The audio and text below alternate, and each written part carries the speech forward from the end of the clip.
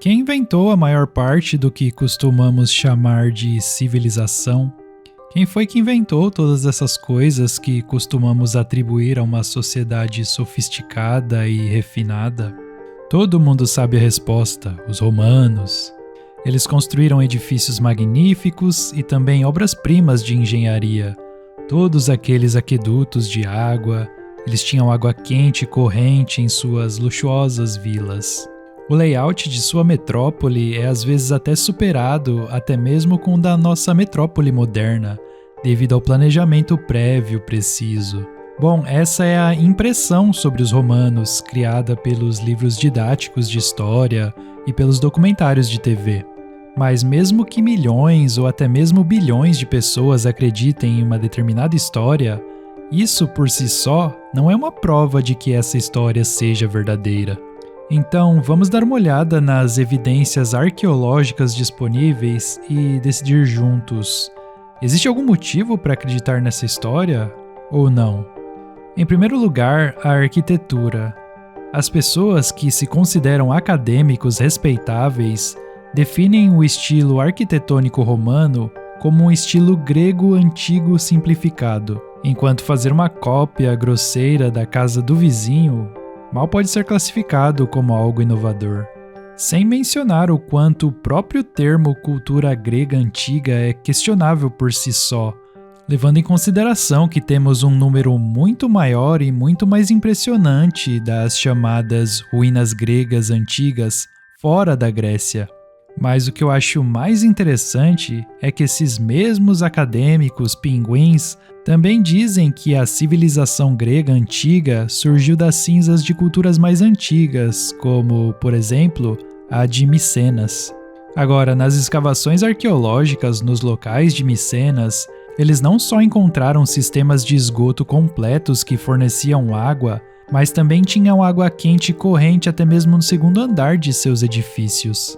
Então, não se tratava, afinal, de um produto do gênio romano, como o canal do History tenta nos assegurar.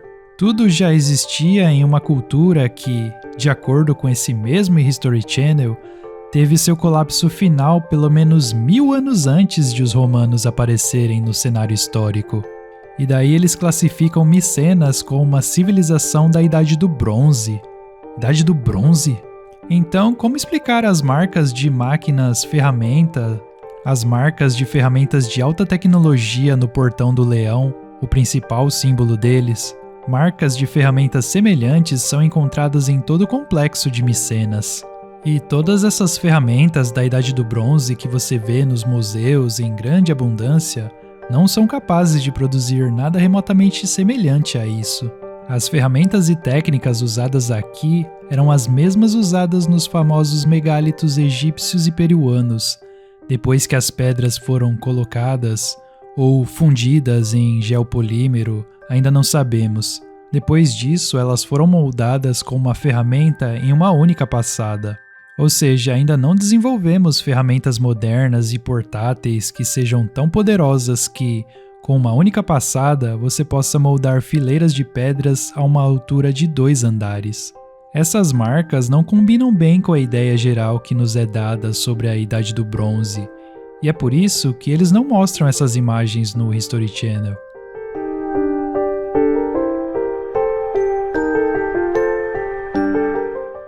Agora vamos voltar ao famoso Portão do Leão, que se tornou um símbolo emblemático do próprio significado de Micenas. Ele tem um estilo completamente diferente de tudo que o cerca, e parece estar quebrado mesmo antes de ter sido colocado. Provavelmente já era uma antiguidade quando eles fizeram ele, um símbolo principal na entrada da cidade deles. É um estilo comumente encontrado na Ásia Menor, especialmente em locais extremamente antigos, locais que também têm uma abundância dessas marcas de ferramentas de alta tecnologia. Os leões de Micenas também parecem ter um corte feito com a ferramenta. Isso definitivamente não é a Idade do Bronze. Para ser franco, não vejo nenhuma base para considerar os micênicos, nem mesmo uma cultura separada, o que dizer do impressionante rótulo de civilização. É extremamente improvável que eles tenham inventado alguma coisa também. Afinal, nós vemos aqui uma degradação em termos de técnicas e ferramentas em comparação com os megálitos mais antigos de onde eles tiraram suas figuras de leão. E o que quer que tenham construído não era de estilo próprio e exclusivo. Essas paredes ciclópicas são comuns na região mediterrânea, especialmente na Itália. Essa aqui é a Cisterna de Micenas. Ela foi construída em um estilo muito comum na Itália, e especialmente na Sardenha. Os símbolos micênicos, seus grifos, não são de forma alguma exclusivos ou peculiares à região. Eles se assemelham muito aos grifos adorados e reverenciados em toda a Ásia e Europa. Essas marcas de ferramentas de alta tecnologia não são encontradas exclusivamente em sítios micênicos. Elas podem ser vistas em vários dos chamados sítios arqueológicos gregos antigos. E aqui, todo pinguim acadêmico bem informado vai te dizer: ah, sim, nós sabemos que tudo isso foi há muito tempo. É claro que os locais da Grécia Antiga são geralmente construídos com base em locais de culto mais antigos. E os acadêmicos ainda discutem quem eram exatamente as pessoas antes disso. Ainda discutem? Deixa que eles discutam quanto eles quiserem, mas porque eles não estão contando os fatos para as pessoas, os fatos sobre o que eles realmente escavaram. Ou seja, até 6 camadas sucessivas, uma abaixo da outra, algumas delas erodidas, significando que o edifício no topo foi construído depois que o anterior já havia sofrido erosão. Isso significa grandes intervalos de tempo entre as camadas. E o mais importante é que, a cada camada sucessiva e mais profunda, a qualidade do trabalho de alvenaria aumenta consideravelmente. E não é apenas o tamanho dos blocos megalíticos que fica maior à medida que as camadas ficam cada vez mais baixas. Também a precisão da qualidade do trabalho de alvenaria. E as chances de encontrar marcas de ferramentas de alta tecnologia também aumentam com as camadas mais profundas. Em outras palavras, a degradação gradual é claramente visível.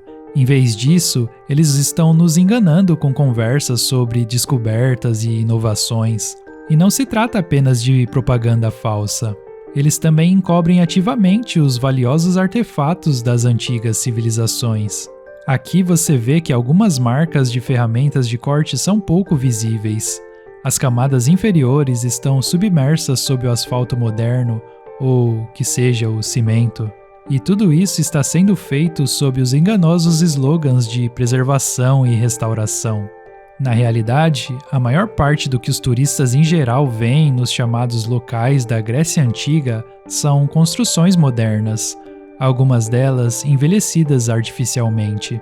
E em locais onde a chamada restauração ainda não conseguiu apagar os traços antigos do material realmente antigo, vemos coisas como essas, por exemplo, saliências nas pedras, idênticas às saliências encontradas nos megálitos peruanos, nas pirâmides do Egito, em Baalbek, nos aquedutos franceses, e foram as mesmas pessoas que os construíram em todo o mundo. Não foram os selvagens da Idade do Bronze que não sabiam que tinham além de sua aldeia.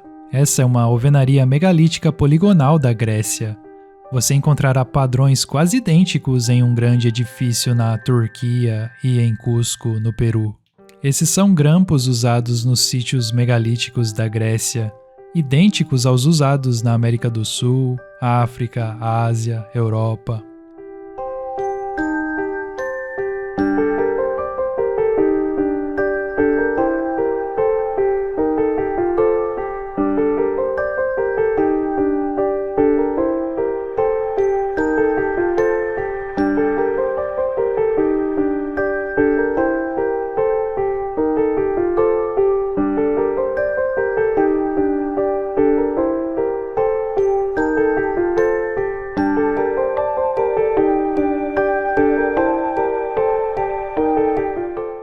Então, vamos voltar à pergunta original. Os romanos realmente inventaram algumas das coisas boas do que chamamos de civilização ou não?